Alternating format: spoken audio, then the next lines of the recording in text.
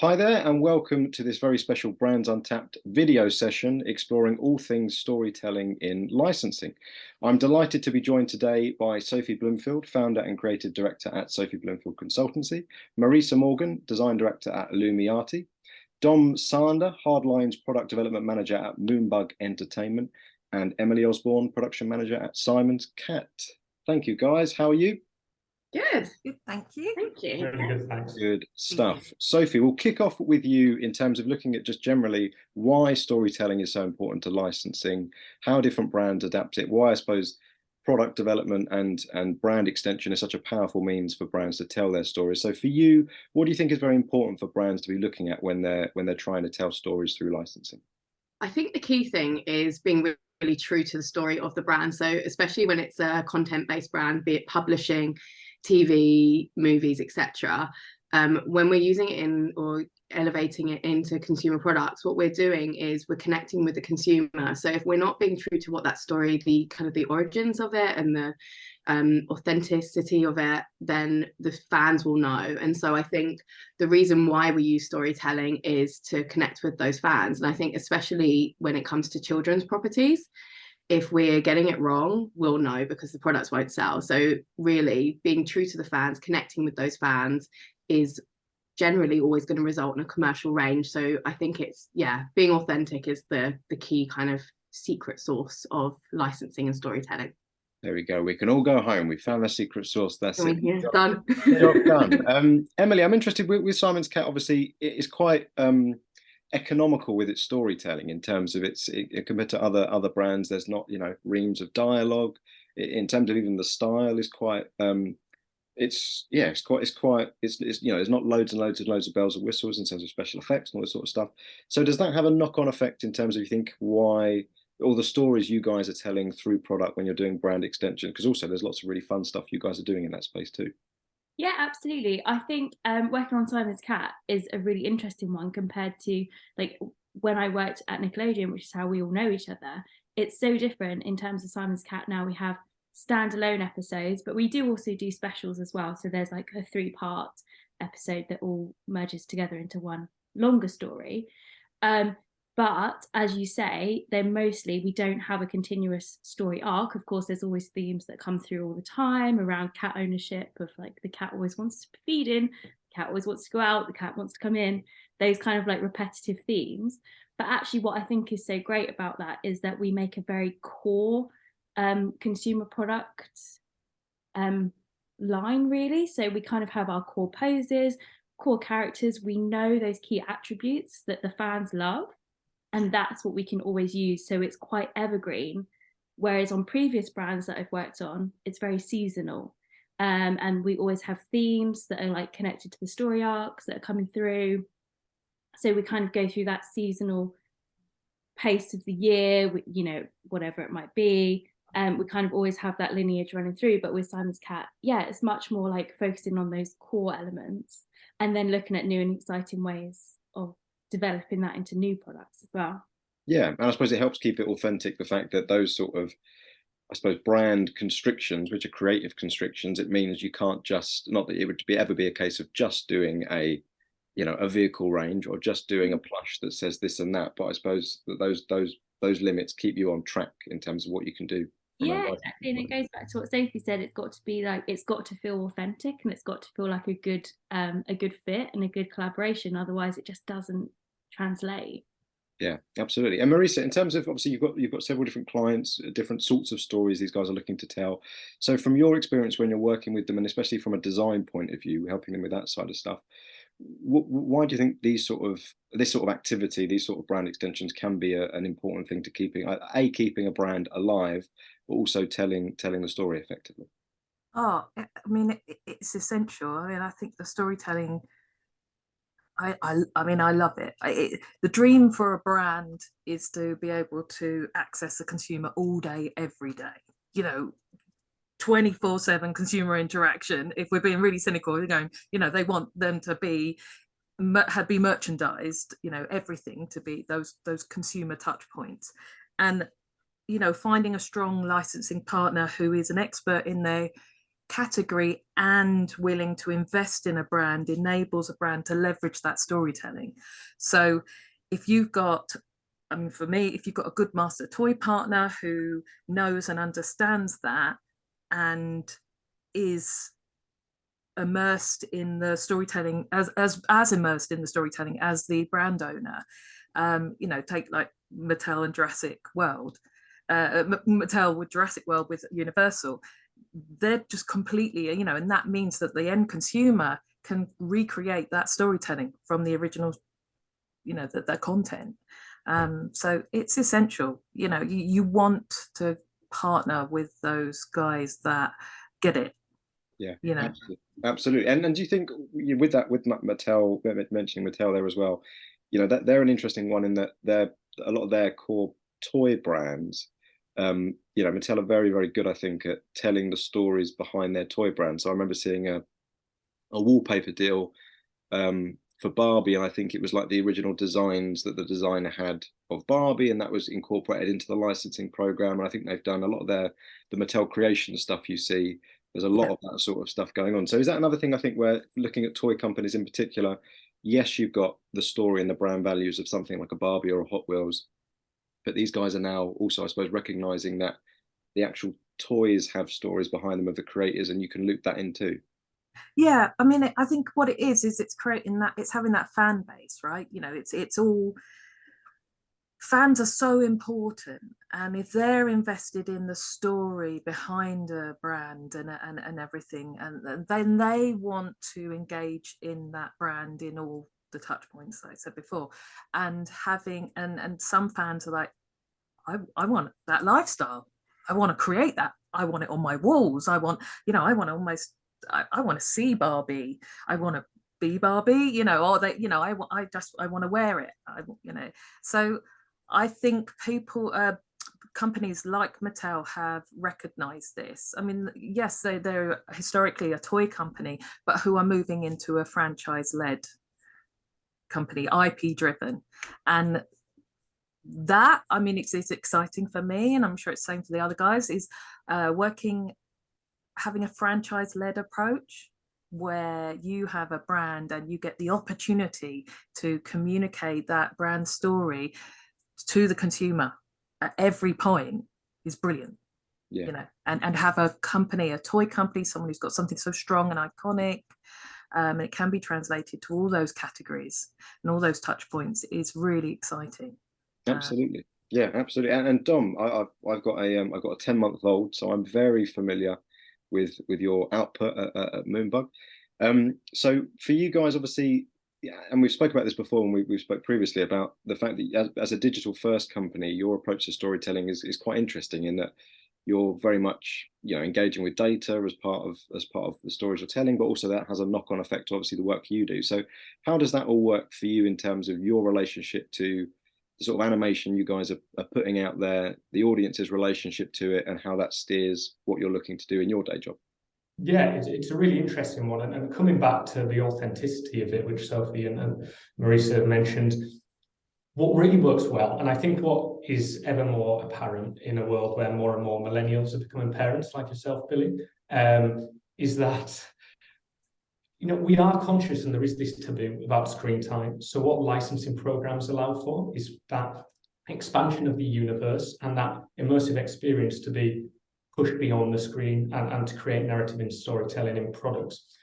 The beauty of things here at Moonbug is the speed we can turn around content. So not only when we develop episodes, are we thinking of later down the line how that can be turned into toys. So we start that process much earlier, and we can influence vehicle design, character design, prop design, to really create end-to-end scenario where we can create a really great toy coming 12 months down the line, but reverse engineer that into the content.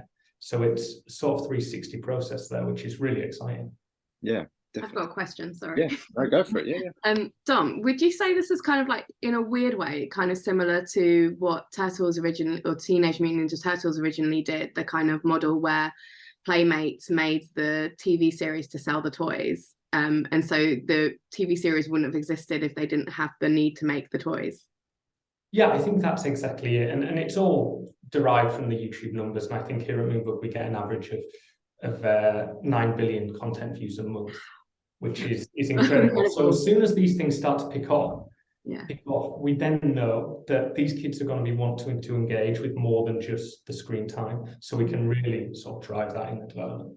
Definitely, and I can vouch. I didn't even plan this, but I've my office is doubling as a nursery, and right there, never far away. The product is there.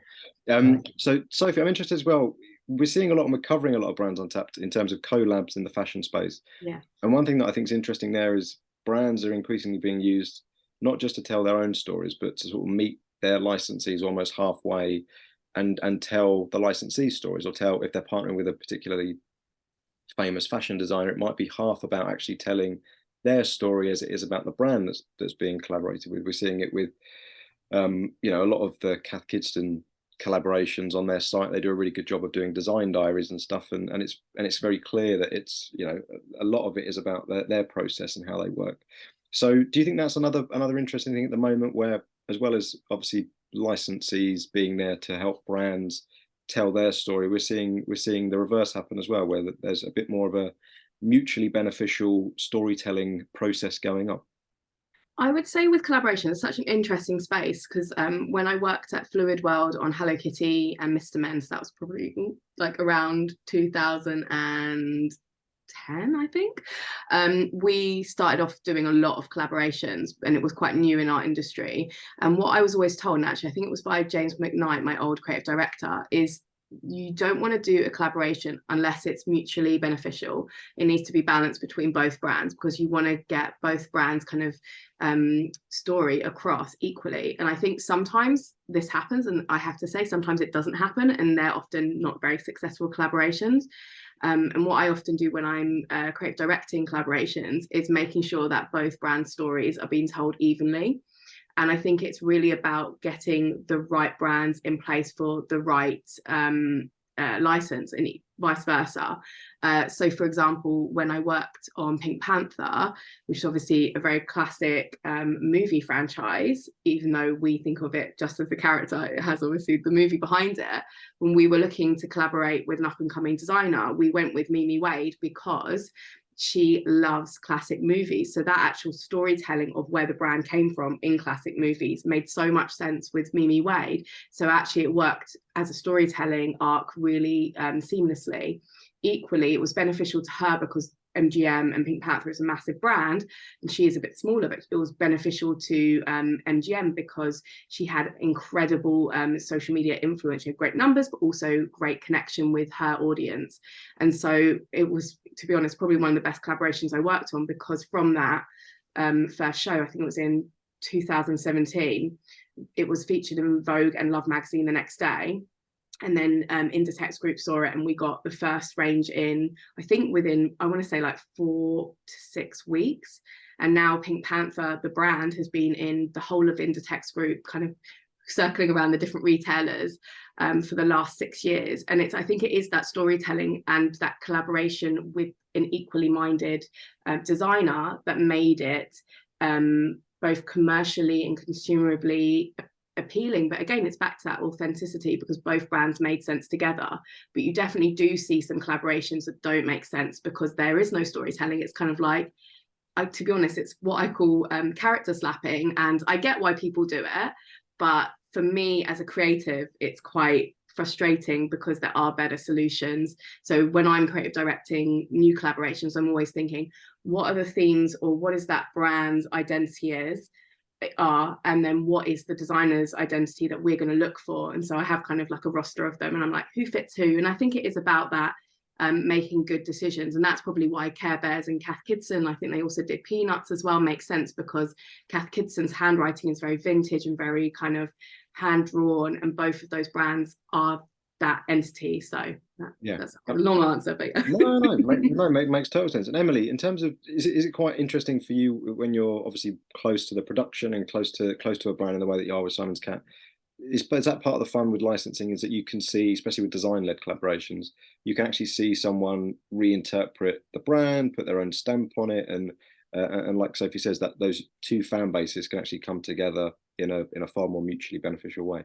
Yeah, absolutely. It is really cool to see how someone else, like how another brand interprets the brand that you work for, and what kind of design decisions are made so that you're serving both fan bases, exactly as Soph says. Because sometimes I think I see collaborations, or I read about a collaboration that's coming down the pipeline and it's a bit jarring, and you think, well, how does that work? Like, how do those two brands, what is like a mutual thing between them? What do they share that makes that relevant?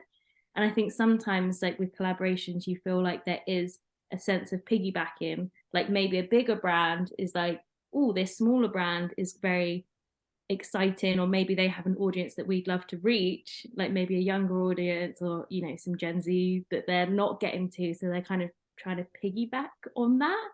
And I think unfortunately, sometimes you kind of, as a consumer, you kind of see it.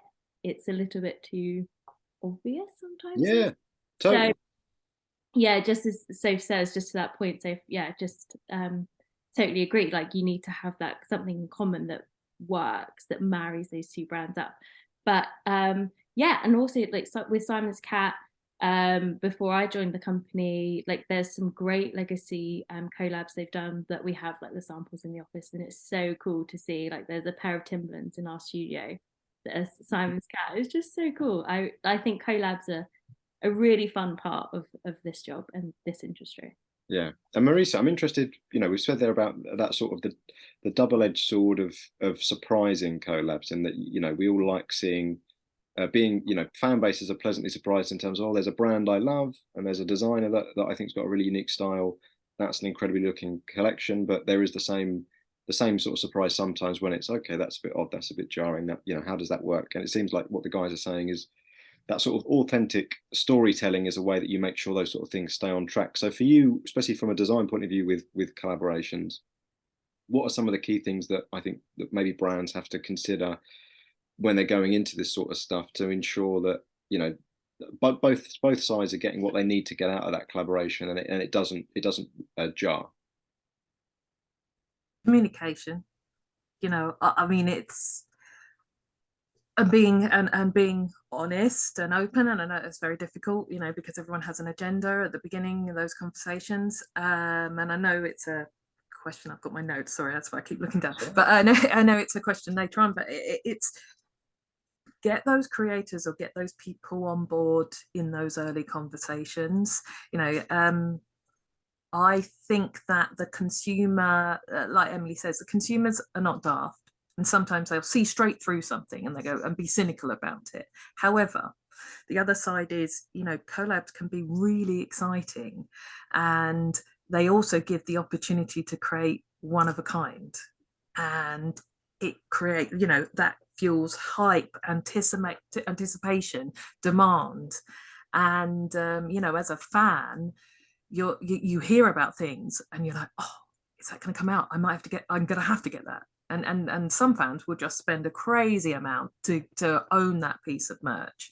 I self-confessed cadeau, and I will be like, yep, I need that to sit on my shelf, collect dust, but I need it.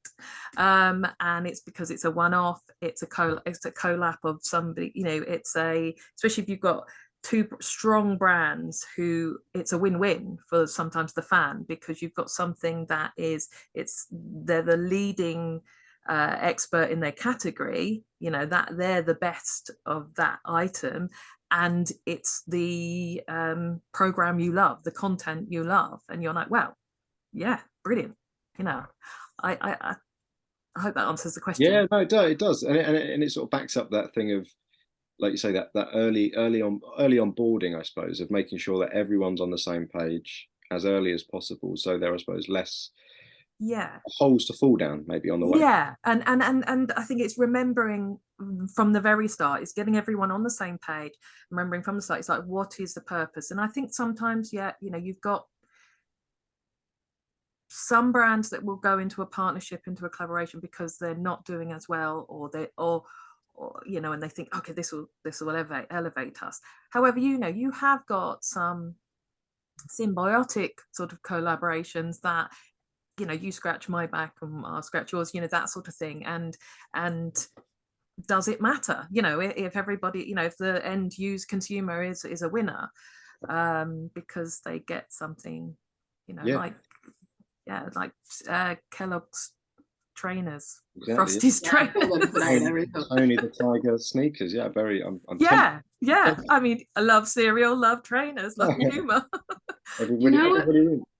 Do you know what it also reminds me of? Remember when, this was a long time ago, sorry, but remember, Marisa, when we had the success of SpongeBob Moschino, or Moschino, I can never say it properly, and then you developed that amazing SpongeBob big face Steffi doll, and I was like, that's so cool. So that's the thing, is the collabs have the power to have that trickle down effect, which we all know, like when we've worked for the licensors, is it's fiercely protected, that contract with those two couple, and you know, and certainly working on CP, we know that we were told at all costs, you're like, you're not to copy that exact design, it's got to be inspired by, but you know, because they'll have, you know, like Moschino after us, you know, it's like, we've got to respect that conversation and that collaboration that happened, but it inspires a whole load of product and CP opportunities, and that is really exciting for us as designers. And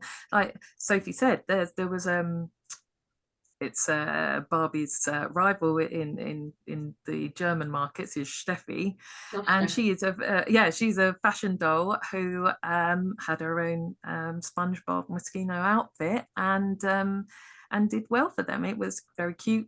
And it was really nice because I got a chance as a toy designer to work with the fashion, you know, the apparel team.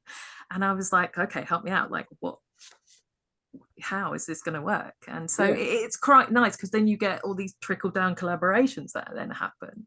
And I suppose, like you say there, so that's the other sort of maybe hidden nice thing about it, is for the designers working on these things. It's a nice sort of slightly different thing to be doing in the day. And you get to work with different companies and work in different industries, and absolutely. And then Dom, I'm interested for Moonbug, and obviously for, you know, when you're a kids brand, a young kids brand as well, these sort of partnerships where, you know, we're speaking here about the licensees having stories to tell and stuff.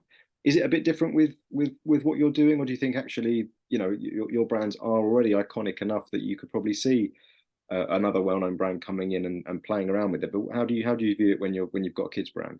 Yeah, and it's really interesting. And Moonbug in general has had consumer products now in the market for about 18-20 months, and collaborations are something that are definitely on the horizon and rapidly approaching.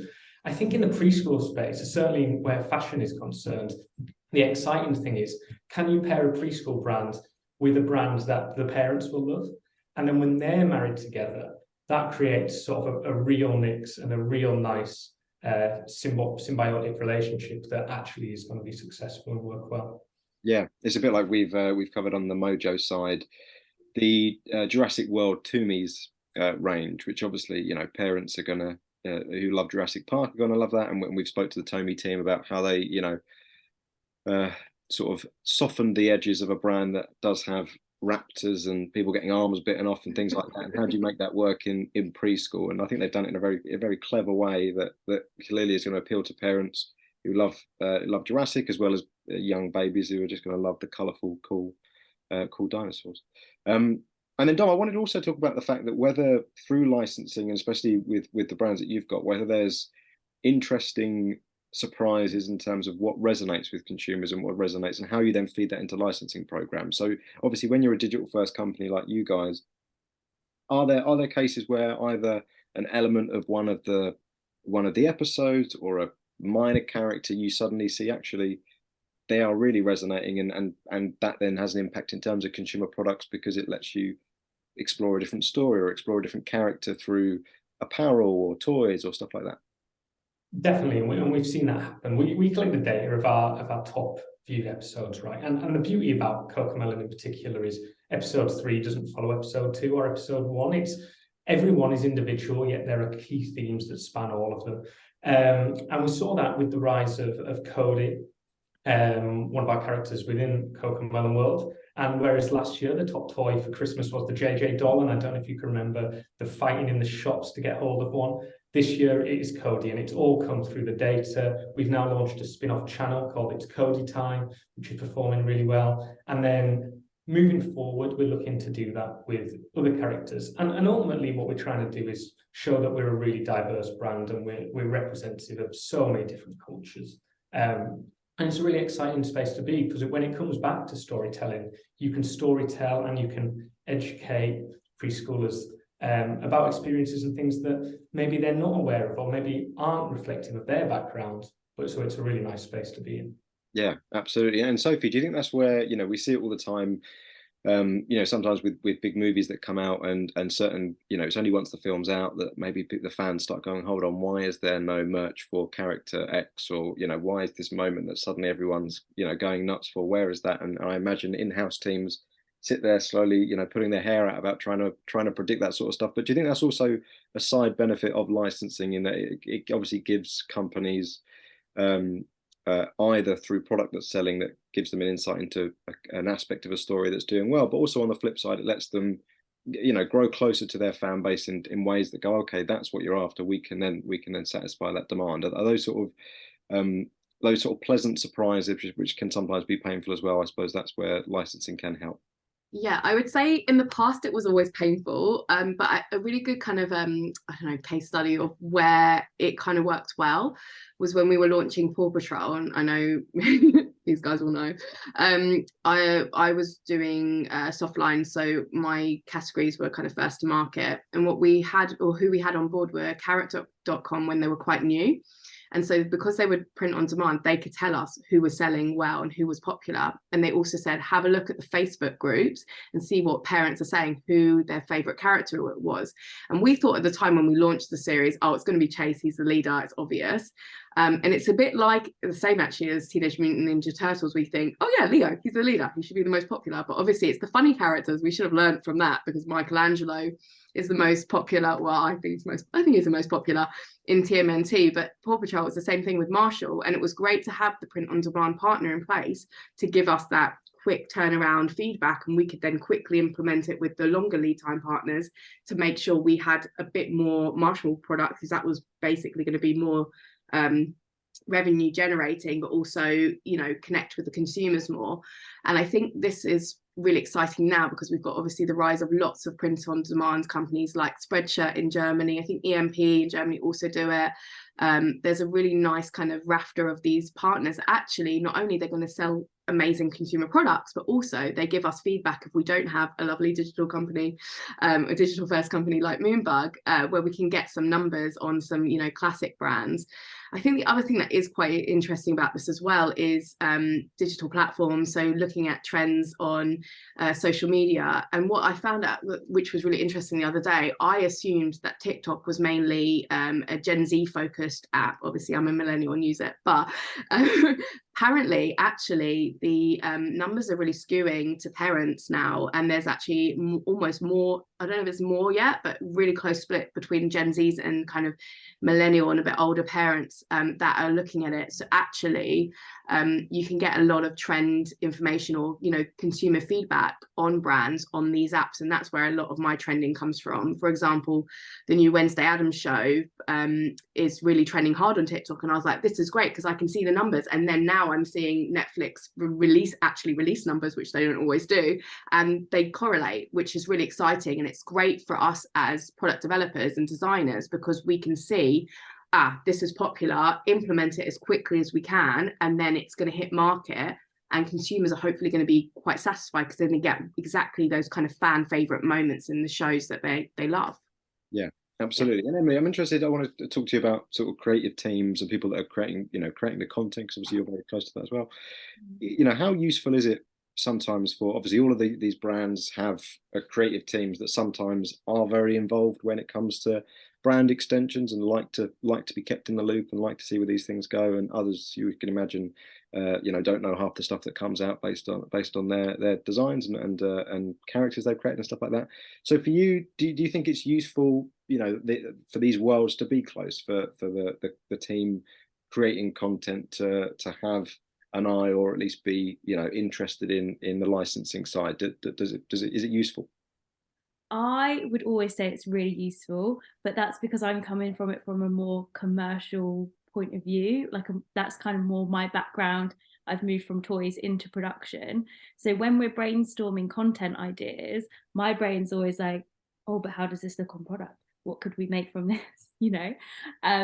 So I think it's always a finding a happy balance, because creative people, you have to let them be creative and flourish. That's like how you're going to get the best from people. But it's also finding that middle ground of like, okay, so that character sounds great. Could they also work as a plush? Will they resonate with the audience? Is that, exactly as so saying, is that a character that's going to kind of come up and gain popularity? Should we work that into our consumer product? Like kind of schedule and plans as well. So I think it is really nice to have that meeting of the two worlds, and that's definitely how I try and approach things, because as much as we all have ideas of like we want to stay like exactly like true to our brand, and but again we all kind of have those ideas of how to extend the licensing program as well. So it's just finding like a happy ground for both of them, and marrying the two worlds up. But I think it is really helpful. And like speaking of Paw Patrol, I think that was all such an interesting experience for all of us to see how that property translates. I think that was a very toy-led property as well. So it's just really interesting to see how the toys can really lead, or consumer products in general can really lead content. It's really interesting the influence it has over it, for sure. And have you found it's actually a far more welcome conversation than it is, because you're not going in with, if you're talking about, that balance between it being cynical about, well, let's have him, why doesn't the cat drive a car in this episode, and we can go and do this, or do you find that as long as you're going into these conversations with sort of authentic suggestions, that actually the creative team are fine with it and they're on board with it? That's it. It has to be slightly organic. It has to come from a true place. Like we can't just suddenly have the cats flying spaceships because we want to do a space line. It doesn't work. It has to it has to work, and it has to feel authentic again, really. There we go. When a year's time, when the Simon's Cat spaceship line lands on shelves, we can roll back the tape and and then before I go to Marisa on something, I wanted to talk about to Dom about this as well, in terms of the creative team, your team, all that sort of stuff at Moonbug. Is it a very much a sort of engaged relationship where you're able to feed things to the creative team, they're able to do stuff to you? I imagine, obviously, it being not wanting to hammer home the digital first thing and it being this sort of oasis of collaboration that we're painting it as, but is that sort of how it works with you guys? Yeah, that's exactly it. And we're a small, tight-knit team. I think there's slightly over 500 employees now worldwide. I have meetings with the person who directs the Blippi show and the Cocomelon show, so we can really influence the themes based on what's happening in the world. I'm not saying we always do, because we definitely don't, but like things, for example, we've never had an episode of Cocomelon blowing bubbles, for example, and apparently that is really hard to animate. So about 6 months ago, when we signed our first bubble partner, I said, right, how can we get this into content in terms of the play pattern of that, and can there be a song that we could then put in products that blow bubbles? It's really exciting, and it's really interesting to work with those people and form narratives for the episodes. Yeah, absolutely. And Marisa, have you had that as well, where you're working with creators, and do you find that it is maybe a case-by-case thing in terms of how involved, how not involved, and also how to walk that tightrope that the guys are saying, so that you don't feel like you're sort of commercializing elements of their babies for the sake of it, type thing? Yeah, it's like that classic thing, isn't it, when you've got the old soap operas where there's suddenly a can of Pepsi focused in on and you're like, oh, okay, being sponsored. I mean, I've always remembered when I was at Disney, there was, and we're working in the toy team, there's a lot of us, and suddenly heard that the new series of like Spider-Man, they'd actually spoken to the toy team in the US, but they'd actually spoken to them and said, what would you want to see in it? And they were like, Spider-Man vehicles. So, and they were like, well, Spider-Man doesn't really need a vehicle, he can fly, he can parkour and all of that. But these Spider-Man vehicles became a reality in the show, and there was the toy line, and for us we were like, oh, the toy team got to influence content, and that was like the dream. And I'm now in a really unique position, which I absolutely love, because with my work on Fireman Sam, I have sort of a dual role. I get to create the master toy line with some really good partners, but I also get to have a bi-weekly meeting with the content team who are creating the Fireman Sam series, and I get to have input, and that's not really massively being done before. I mean, it's sort of, I think Mattel sort of recognized that there is value in that as a toy company and now a content creating company, and it's brilliant. I mean, like the guy said, it's you've got to be realistic. It's got to be authentic to the show. So I'm not going to have, we're unlikely to have, no, we're not going to have real dragons in Fireman Sam. Someone might make something and it explodes, and then there's a fire there was a dragon or something like that. So it's that whole thing of, with you stay authentic to the show. Like with Sam, it's rooted in reality. So we're like, well, okay, but what could make a really good toy or play pattern from this?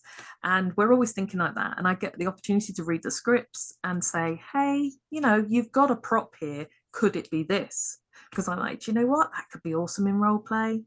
And also I do get a level up from that. Was also not just me with my, with that master toy hat on. I also got the opportunity to ask the CP, the commercial teams in the markets, and say to them, that where Sam is a popular show, what would you guys want to see in the content? And just asking them doesn't necessarily mean they're going to get it. Germany asked for horses. Yeah, they love horses in Germany. Yes. Oh, horses are massive. Every, what I've been told by German friends is like every little, kid, every little girl has a horse growing up in Germany. I'm like, okay, I didn't know that. Fun fact. So I was like, okay. So in season 12, Kilo the police horse arrived, and we now have 3 horses that do their thing. Some are protagonists, some are heroes, some cause chaos. So it sort of was nicely integrated into the line, and we've got toy product coming for that, and it's exciting. It's exciting being able to be a part of that journey earlier on, and then you're like, actually, that is, and like Dom said, getting insights research from what the viewers want to see. Because that was something we did as well as speaking to our commercial partners and saying, what do you want to see in the market? We got kids, viewers, and say, what do you want to see? And they say, more animals, more vehicles.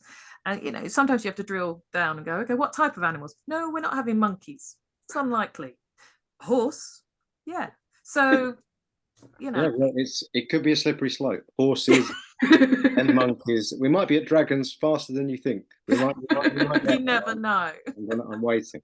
And then before we wrap up, I'm interested, obviously we've spoken a lot about entertainment brands and TV and film and stuff like that, but there's lots of other lifestyle brands out there that I think would also put storytelling as key. So Sophie, do you think that for brands that are either iconic food and drinks brands, or when you look at the way certain museums are doing their licensing programs to reflect, when you see sustainable lines coming from certain heritage brands, do you think that actually the storytelling angle is equally as important to lifestyle brands as it is to narrative-led entertainment properties?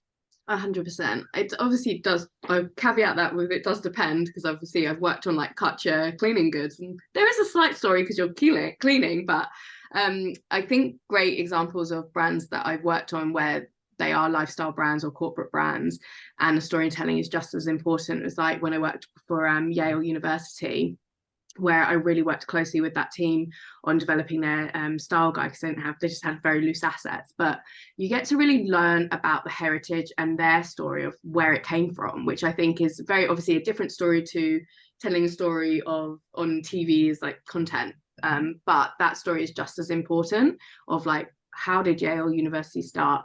what are those key themes of those of that university, like what's it famous for? It's obviously like a great sporting university, it's very academic, it's got like the secret societies, education is so obviously key at the heart of it, and actually you can really extend that into consumer products and really connect with people.